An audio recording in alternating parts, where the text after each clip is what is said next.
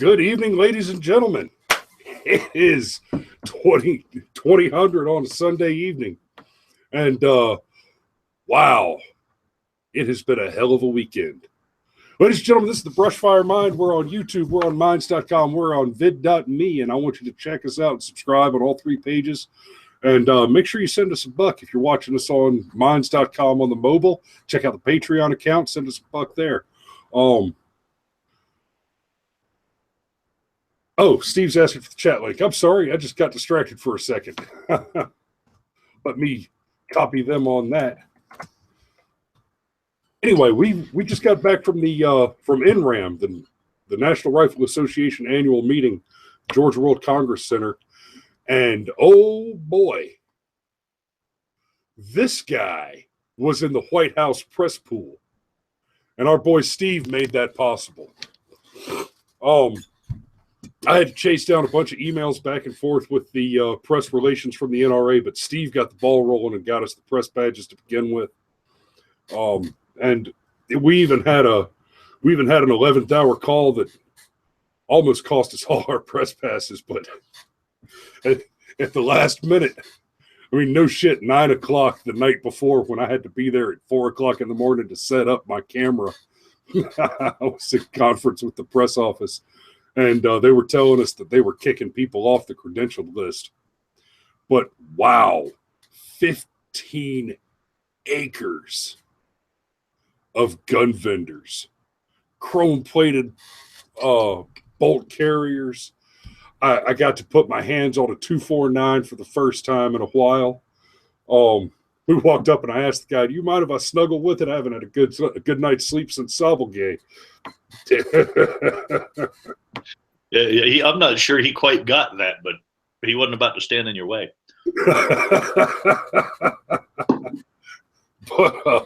And wow, hey, we got 4 viewers on already. Nobody in the chat yet, though. The chat's open and live, guys, so make sure you engage us over here. Yeah, thank you for coming. Tonight we're mostly just gonna chit chat about what we just went through at the NRAAM thing, but we're gonna talk about a few particular things that we saw there. Steve, you went today. Mm-hmm. I was smoked. I was there on Thursday to pick up our press passes. I was there on Friday. All day. I got there at 4 o'clock in the morning. I set up a camera in the press pool. I got to deal with going back and forth through the Secret Service, moving camera equipment and setting up with people. Got to meet a lot of interesting people who were, one might say, the actual press. Hey, we got Gandhi in the audience. What's up, brother? And David Mathey. We got a bunch of Davids in the audience. Hey, there is a Gandhi. I just now saw that. Yeah, he just said hi. I see that. So, never mind. Go on. We met some pretty amazing people. We actually met Maj Toure, who runs the group Black Guns Matter. And he couldn't be with us tonight. He said he'll do a live show with us, but unfortunately his flight schedule, he's in the air right now. So he of course, I guess if he really loved us, he could hijack the Wi-Fi on the Delta and jump in. But we have enough tech issues without that mess. I don't know. One day we will have somebody airborne. Maybe your one-on-one with Trump will happen that way. Yeah, maybe we'll have somebody airborne, and I don't mean you, Zach, but yeah, that'd be some shit. Cameron, pop in here. I want you to talk a little bit about the women that we interviewed and that whole thing. I'm going to do a video with the specific interviews that we got with these women, but I want you to tell us a little bit about, especially their reactions to certain questions. You know what I'm talking about? Well, what was amazing is there were definitely some women entrepreneurs there that were geared toward safety for your family and taking care of yourself. And so most of them were more than happy to go on camera to promote their brand. And almost all of them I asked a question along the lines of how do you feel that the Second Amendment intersects with with feminism? And a good number of them were actually offended at the question. They there's one that went on a rather fiery rant that explained that the Second Amendment doesn't say anything about men or women in it, that it applies to everybody. And there was another who gave a fantastic reaction who actually took a step back and was like, I am not a feminist. So it was just really sort of interesting to not only see women who, for all intents and purposes, were equal. I bet some of these women could outshoot me in a minute. But they didn't even have to look at the world in these terms. That they didn't need an advocate. They took care of themselves, and a lot of them had taken it to the next step, and had even started a business. So we're looking at doing hashtag actual feminism, because I'm a total feminist. Really, I think all women should be armed. There'd be a whole lot less problems. Yeah, fully agreed. It was actually pretty refreshing too how well spoken they all were about exactly what led them to where they are. Those are certainly the women that we did interview. You guys should look forward to the video, because it's not all the same thing. Each one of them has a little different aspect of the industry that they have taken part in, and it's good stuff. It really is. I think, Chris, you had talked about being there all day Friday and all day Saturday. And if you guys have never been to an NRA convention, anybody that's been watching this, if you can ever get the chance to go, next year's will be this time of year again, and it's in Dallas. And if you can get there, get there. It's a whole lot of fun. It's a whole lot of good people all in one spot. And I've been to gun shows. I've been to conventions. I've never been to anything quite like this one, I don't think. No, not. It's certainly not to this scale. A lot of you who watch the show know that I have a little spare company, little back burner company that I dust off every now and then for chuckles, called the Range Box. And with the Range Box, I do gun shows. I take a bunch of airsoft guns out, set up a little shooting range. Usually I'm a dirty bastard about it. I set it up right outside the door where everybody's standing in line, waiting to pay their bill to enter. So you got a couple of hundred people standing in line, bored, with kids. Like, hey, come shoot a BB gun. Give me $5, shoot 100 rounds. But anyway, the point is, I've been to a bunch of gun shows, especially over the last 3-4 years. And man, I'm telling you, 15 acres of vendors, it was like all the gun shows I've ever been to at once. Yeah, that's 15 acres of tables. So I think the head count was something like 780 vendors. Yeah, and 8,000 attendees. Inside a building. This isn't like a gun show that's got some stuff outside like a flea market. Yeah, and let's just, another little piece of perspective. When we're talking about 15 acres of vendors, keep in mind this is in a room in a building. Mm-hmm. Yeah, this wasn't even all of the building. Even the conference rooms they used weren't all the conference rooms.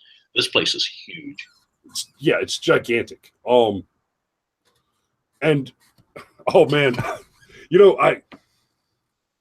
I wanted to, but I couldn't bring myself to do it, to take pictures and video inside the bathrooms, in the room where Trump spoke, in the conference hall where Trump spoke.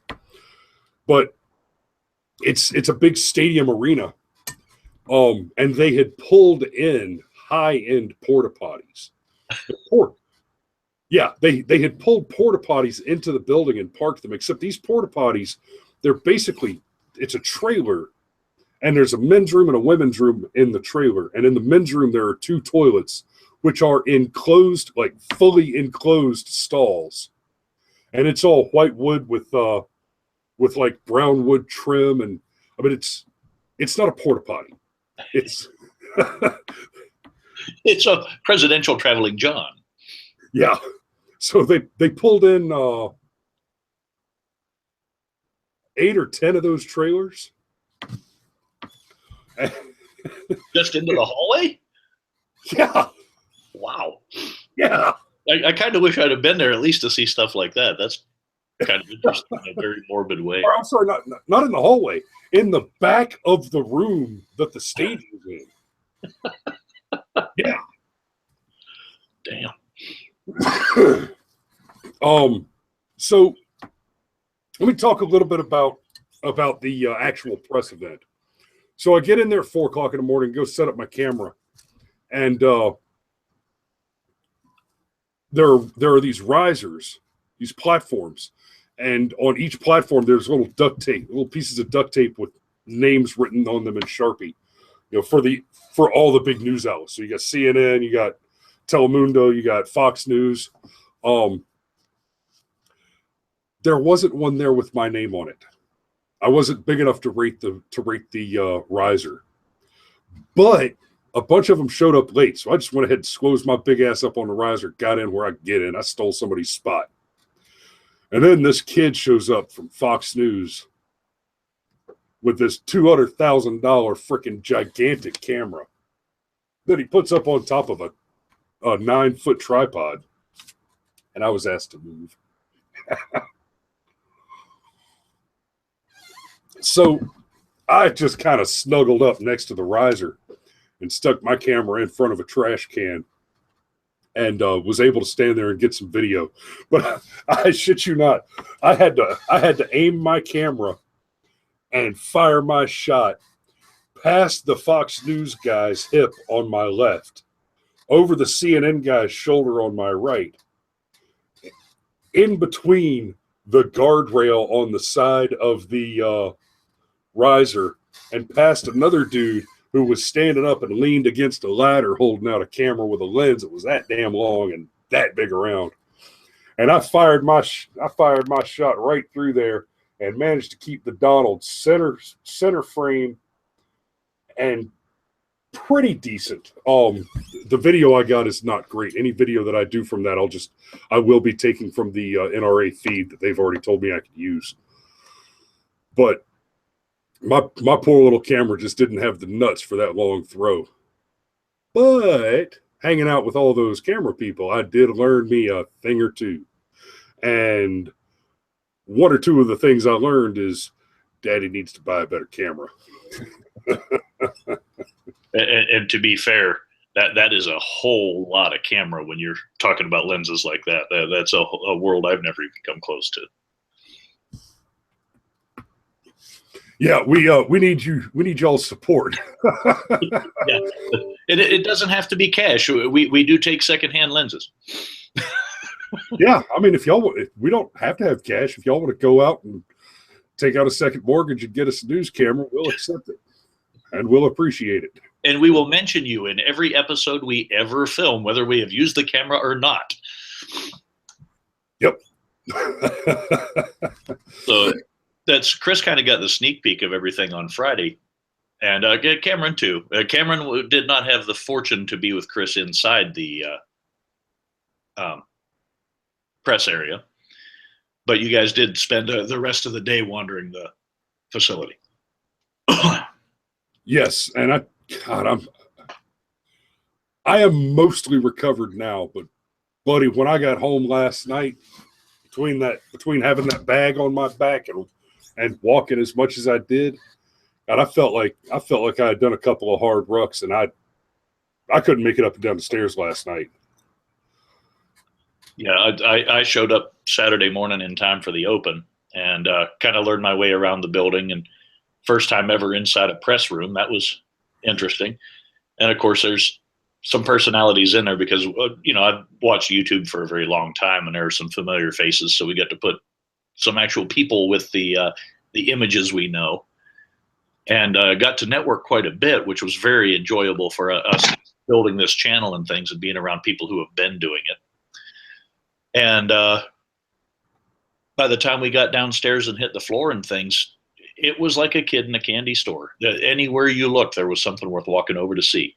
There was old classic stuff, collector stuff, new cutting edge things, everything from jewelry to tractors. I mean, if it was going to make somebody money and they could get in, they brought it. Yes, so much cool stuff everywhere. I really like the assassin pins. They that's not what they were called. In fact, the people that made these pins were very clear on the fact that that's not what these were called at all. And they were amazing. I particularly liked one that was made out of polished copper, but I did not have $85 for a new pin. So there was also a Desert Eagle painted to look almost exactly like a Nintendo Zapper. I did not know how badly I needed one of those in my life until I saw that one there. And from what we were told, that actually predates the Nintendo Zapper Glock that it made the rounds in Facebook posts and things. So, but that was there too. It was at another booth. I did see it. I was just looking it up. Mm-hmm. One of the things I thought was neat there, I'm sure we all, for what boothing we did get to do, which I did quite a bit of today at a very slow pace, because even after all day Saturday carrying camera equipment and things, there was no way I was going to be there even starting an hour later today and walk till close of show. I was hurting real bad. So it just means we need to do this more often. But one of the things I saw that caught my eye today, and I talked to a fella at great length about, was a new air gun from Umarex that takes basically scuba gas, PCP, pre-compressed something or other. The thing gets 3.5 rounds, basically, out of a regulated, out of a tank with a regulated blast. And I forget exactly what the feet per second were, but this doesn't take airsoft pellets. It doesn't take 22 caliber, 177 caliber pellets and BBs and things like that. No, what this takes are saboted pistol rounds up to 50 caliber. And basically the 50 caliber fits in the barrel, and all the sabo is a gas check to help propel the thing. The dude told me they'd set up a backstop with this thing, and how it's something like 700 foot-pounds of energy that the 50 cal delivers with that air charge. And they said somebody had shot and missed the target and backstop that they were shooting at, and the slug buried itself something like 3 inches in a tree. So that's a hunting rifle. That is not an air gun. I don't care where you're at. That was very impressive. It won't be on the market. They may have some sneak shots of it on the website, but it's not going to be on the market, nor will they really have the literature on it out until August, is what I was told. But that was one of the highlights of this morning, most certainly. Another thing I saw that I wanted to get footage of, there's a place out of Texas. I should have brought the business card with me, and I didn't. I apologize. But they set up different displays for different shows, and the one that they did for the NRA show in Atlanta this year was weapons of the Afghan-Russian war from the late 70s and early 80s. You know, I know a couple of the guys watching, that was our childhood. It was always in the news. And it had everything in there from like 7 variants of AKs to inert, of course, RPG rounds, RPG body, and a deactivated Stinger launcher, which was kind of cool to see up close and personal. That was big fun. They had a bunch of the little oil cans that were issued with AKs and stuff. Well, a whole lot of things. And I guess they'll be there, of course, in Dallas, but it'll be a whole different motif for whatever they set up for there. They just got a whole bunch of membership with a whole bunch of classic arms, and they put together what they can out of it. I think that's kind of fun. So President Trump was there, and it's ironic. He was there last year as well, when, you know, he wasn't supposed to win, and this was supposed to be him desperately grabbing at people that were never going to vote for him in the first place. And I can imagine that just for him personally, it was rather triumphant to be able to come back here. And understand that these are some of the people that definitely put him over the top. Chris was actually in the room. I was not. I just listened to the speech. And what really struck me about it, and I honestly wish that I hadn't heard other commentators already discuss this, because it was one of the very first things that I thought. Trump didn't talk a whole lot about gun policy. He stumped for Karen Handel, and he made a pretty funny joke at Ted Cruz's expense. And he basically gave a campaign speech. I said almost nothing about guns. And what's really fascinating about that is he had the room. Everybody said that it was a fantastic speech.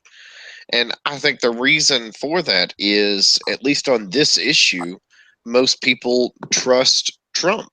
They know that he's not going to backdoor some assault weapons ban or anything like that. He's on our side, and he's even said before, why can't we have nationwide carry permits? Why do we have to fool with all this reciprocity stuff?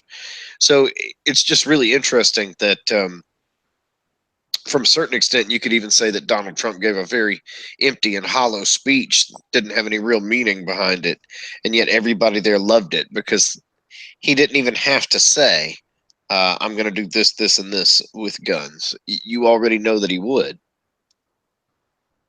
Yeah, I'm hoping that holds, because, like I said, there was something I didn't trust before, but so far so good. I'm not supposing anything at this point. It doesn't feel like it used to.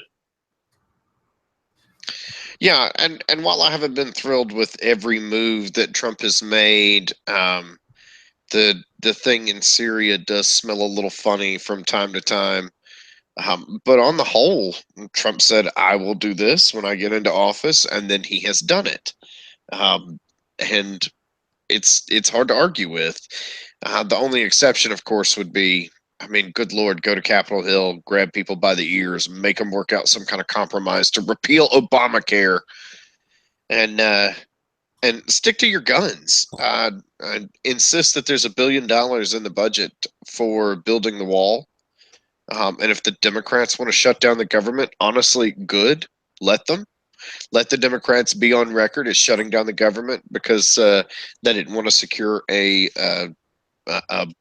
security risk. Plus, there's this weird conception that anytime anything ever goes wrong with the government, it's those wascally Republicans that did it. And that shutting down the government is just this terrible, awful thing. The world is on the brink. Grandma might not get her Social Security check and all this other garbage. I actually, and I don't think either one of you are just going to disagree.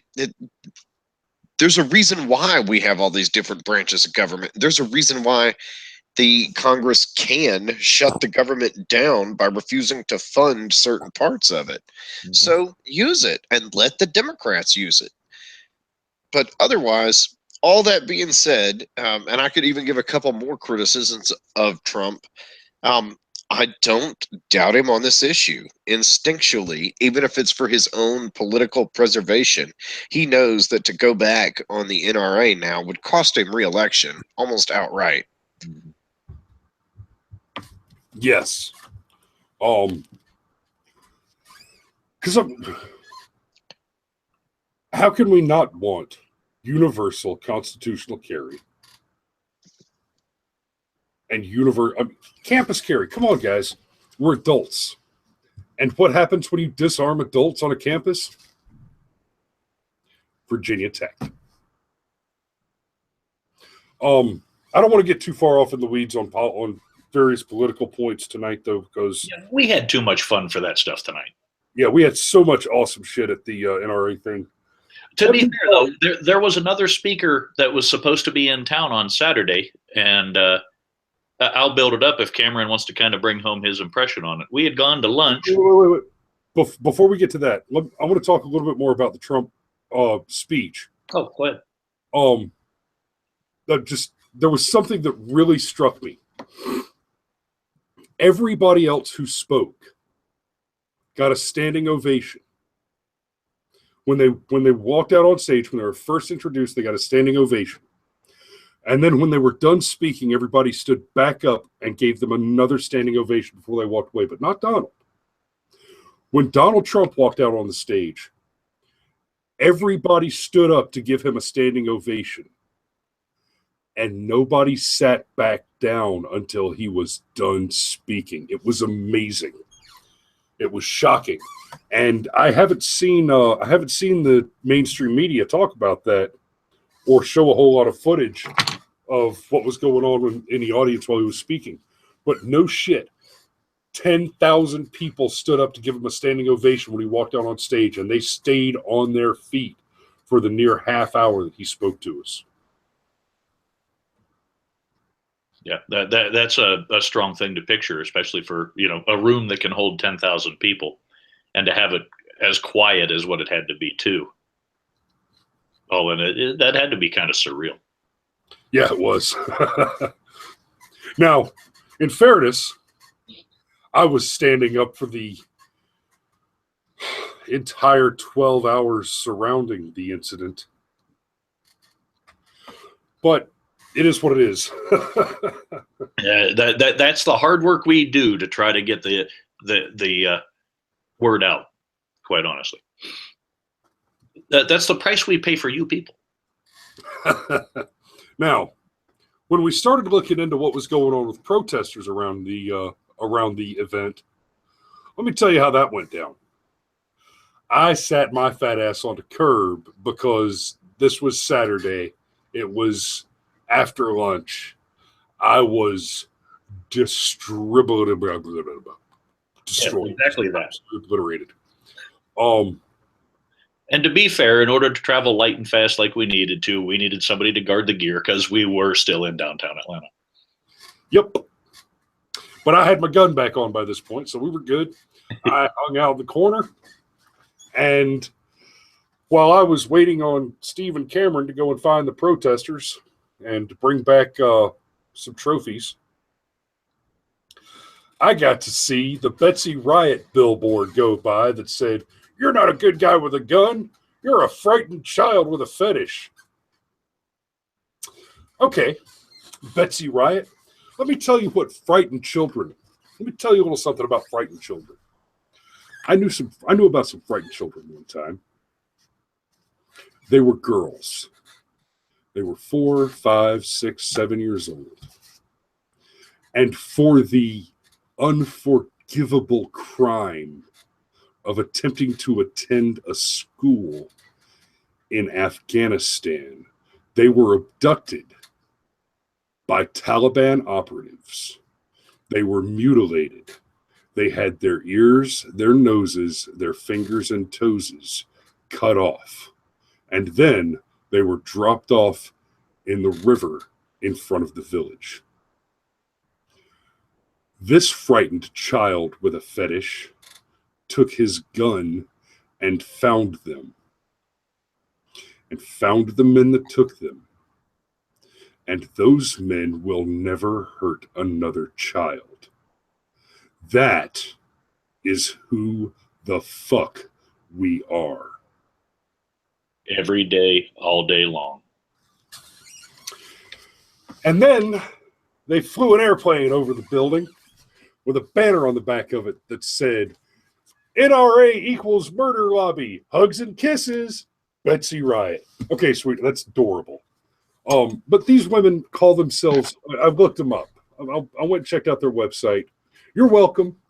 You get a free hit from the fat boy. Congratulations, Betsy Riot. When I went and looked up their website, read up on them a little bit, they call themselves punk neo-suffragists.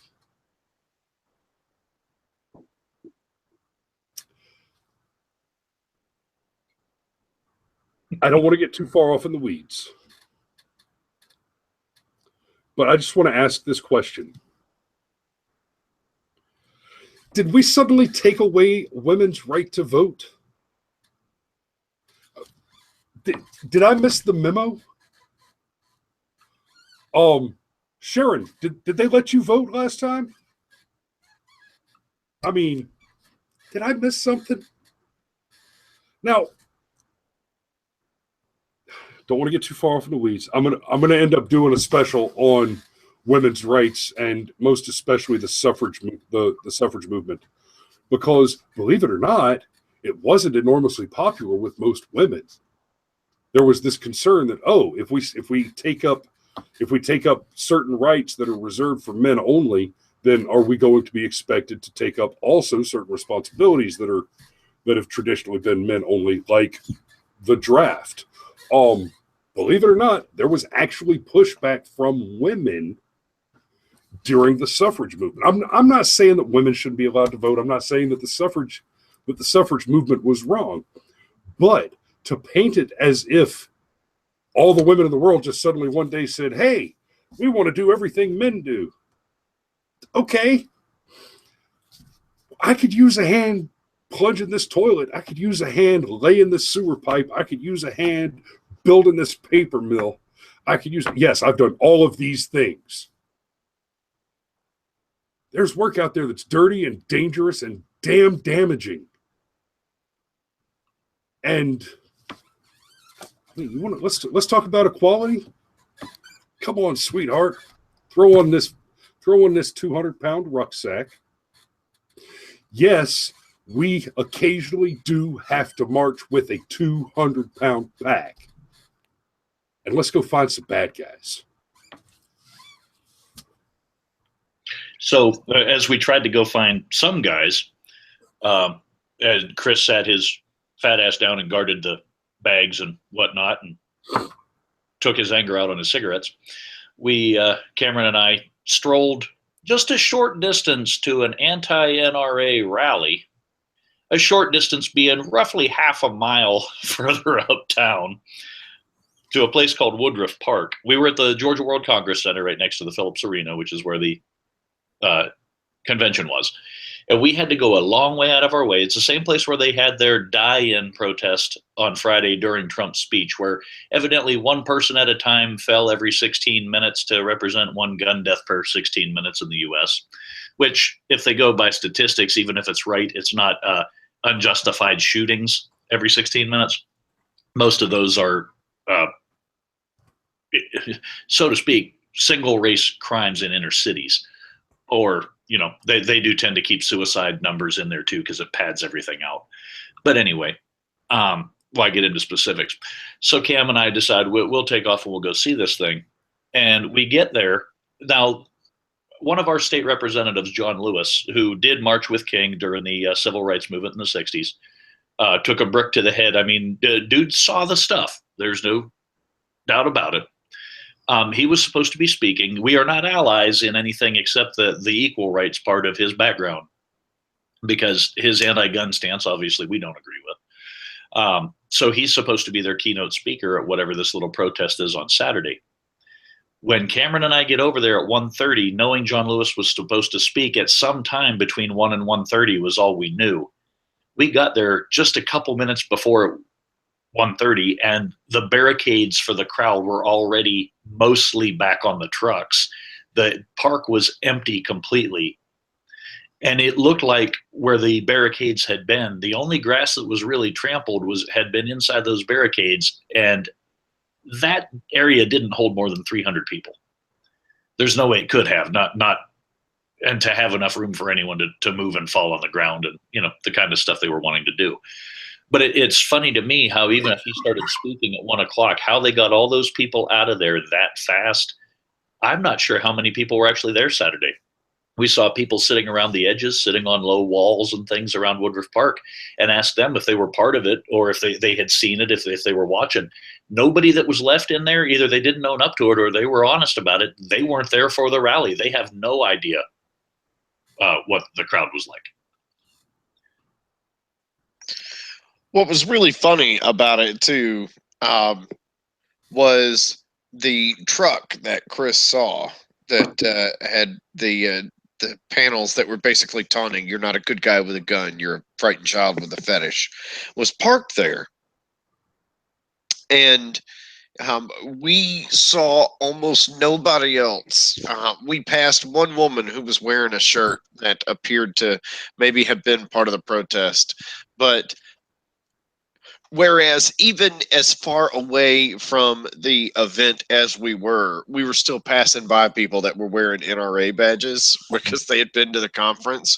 There was nobody there, and we talked to the park attendant, asked the park attendant, because he was holding Yeah. probably a couple dozen signs. He was actually really irritated. It's like, they've clogged up all my trash cans. So I'm just going to take them somewhere else and throw them away somewhere else so that the trash cans in the park will have enough space for people to put their actual trash in. And excuse me, we found a couple. The opinion we heard at all on the rally was that their signs were too big. Essentially, is kind of what it amounted to. So yeah, basically, it was supposed to be some rally for something, and if John Lewis had been there, we could have just accepted that we could have got some very fantastic footage of John Lewis speaking to that crowd there. But no, we couldn't. It was over that quick. Yeah, I don't know at what time that was supposed to have started, but all we really knew was it was supposed to be sometime after 1 when he spoke. So either it started early or we got bad information or something, because we just missed them essentially. But they cleaned out quick when they were done. And it struck me that on Friday during Trump's speech, they did the die-in in that park, and then some people went up to picket at the World Congress Center. And there were a couple people that were still close by with the little sympathy pictures of little kids who had died from either unattended guns or, in unintended shootings, things like that, which none of us like, but it's not the fault of the gun, and we all know that. Irresponsible ownership, there's no excuse for, period, and I don't care who you are. But for the most part, every other bit of the protest was either the passive-aggressive stuff like the sign on the truck that was just pulled up on the curb and parked, and then drove around the block and pulled up on the curb and parked just so it wouldn't get a ticket and didn't have to pay for parking. And the airplane flying overhead with the banner that Chris described, kind of thing, just circling overhead. Nobody actually showed up to talk about anything. And it just was interesting. 80,000 people throughout the weekend were the expected numbers. I don't know if there will ever be an actual head count, but that's kind of what they were prepared for. And there were quite a few people open carrying, even in the World Congress Center, because it was permitted. A lot of people carrying concealed, and not one person got hurt. Not one person got scared inside that building. No one seemed to be worried about all that guns and all the ammo that were on that floor. All that stuff sat there and didn't threaten anybody all day long.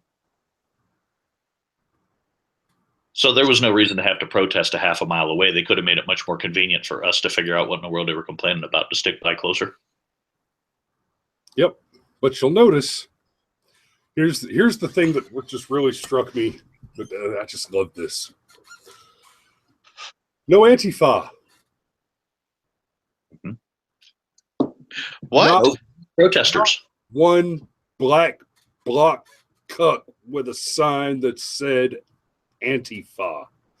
No riots. None of that madness. And why? Because it is the province of cowardice. They wouldn't be interested in censoring free speech if they were strong enough to debate. That's the truth. Well, they've also got to continue to push their false narrative that billboard was trying to express, that we are paranoid nut jobs that don't understand the consequences of our actions. We're more concerned with our guns and our fighting our imaginary battles and all the other things that they want to throw up in our face. But most gun owners, by definition, are law-abiding, responsible citizens. It really gives the wrong impression all around. Mm-hmm. Yeah, you got to remember, especially somebody in the state of Georgia who's carrying a weapon out on his hip that you can see wandering around, or the guy that maybe you saw his pistol print underneath his shirt because he didn't tuck very well. I don't know, but In Georgia, I don't agree with the fact you have to, but it's the law, so we abide by it till we can change the law. You have to pass a background check and be fingerprinted to be able to carry a weapon in public at all.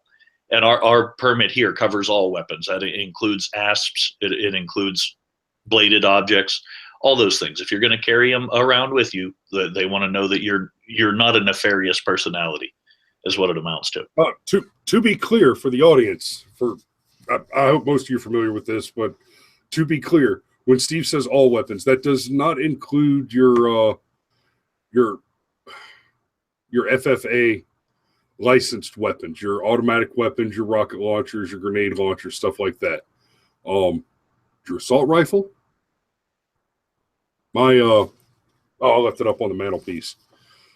It's in the other high safe spot, but. Yeah, it's you still have to have the special license and the special tax stamp for a fully automatic weapon, which is bullshit. Truly. The Second Amendment doesn't say nothing about, except for these scary guns, the right of the people shall not be infringed. No. Well, nowhere in there does it say the citizen shall be sold his rights back as seen fit. And we should have access as citizens. We should have access to crew-served weapons because children are better suited to work in fire teams with a semi-stationary weapon that has a low recoil and stands little chance of turning back on them. And as far as the complexity of dealing with a runaway machine gun, not a problem. If you're not strong enough to break the belt, just ride the lightning, baby. I just got a vision of your son with your battle face. All right, guys, we're at a quarter till. No, I was going to say, just to reiterate, if you can, I mean, gun shows are one thing, but the NRA convention is a whole nother monster. I went into it not knowing what to expect. It was our first one. And the press passes really weren't a massive advantage over just the regular pass. We didn't, other than Chris's press pool pass that he wound up with, we didn't go anywhere no one else could except the press room, which gave us a place to get out of the way and work with our equipment some without being on the floor.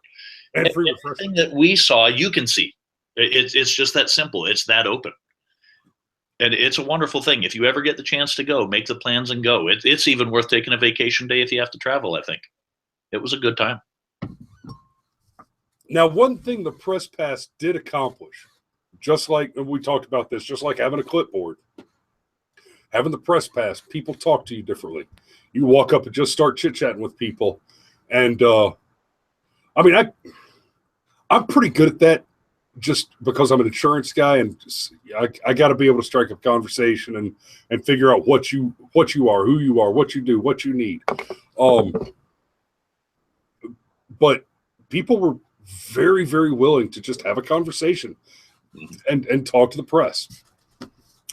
And having the coffee and water and soda bar available to us, that was damn nice when a bottle of water was $4. The only problem with that was getting everything wiped out by 11:30 in the morning. So in the afternoon, when you really need a bottle of something, they weren't refilling the bins, but we didn't have to pay for it. I'm not going to complain about that. Right. One thing that I did get to say too, especially if you're into the shooting sports things on YouTube as well, it's amazing who you wind up running across, because we all know Colin Noir and some of the other guys that are on NRA TV and do the more high-profile things. But I actually have been following a few people on YouTube for several years. And for those people that know him, being able just to walk on the floor and just bump into Jeff from gunblast.com, or guys like Hickok 45 and his son John that we just happened to see standing next to a booth.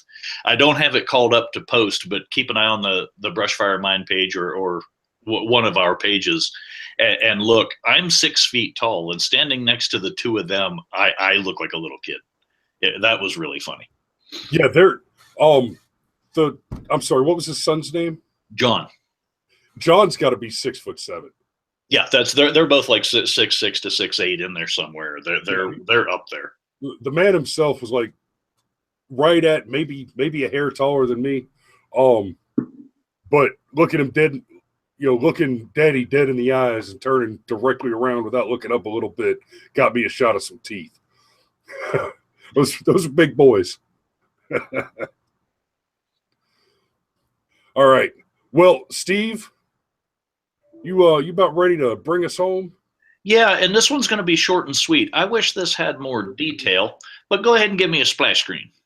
I was trying to, and then I lost my mouse. Yeah, don't feel bad. I just tried to call up a picture, just about crashed my entire browser, so dodged a bullet with that one. So, ladies and gentlemen, it is time for our favorite segment, White Hats Matter. # White Hats Matter. Heartwarming stories of death and destruction. Steve, take it away. Yeah, this will be kind of, like I said, short-winded. This one's just from this past Wednesday and happened in the middle of the day in Little River, Florida. I guess from what they had interviewed, the details are very, very thin. But evidently they interviewed a woman that was in a house when a fella had to fire on an intruder.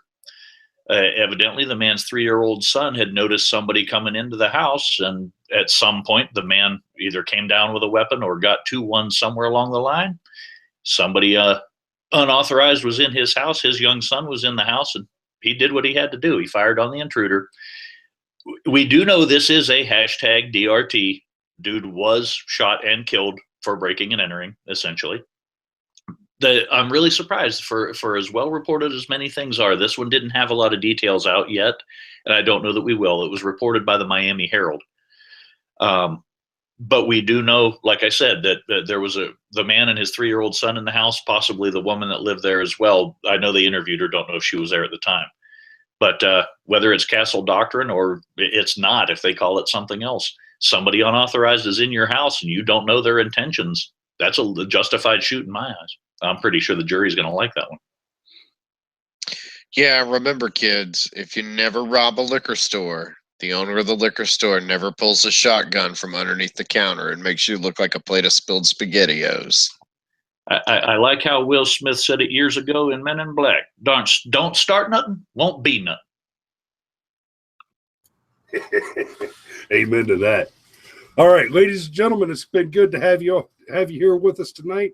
Make sure you tell all your friends. Make sure you share the video and the channel and everything we do all over the place. We need your support. We need more people watching the show. We just came off a busy season with the NRA show, and I've had the Obamacare stuff and all that stuff. College, good God. As of next week, I open my schedule up a lot, and I should be putting out an additional 2 videos a week is my goal. We'll see how that goes. But I hope. I got kids finishing up school years I've got to deal with, so now my busy season starts. Yep.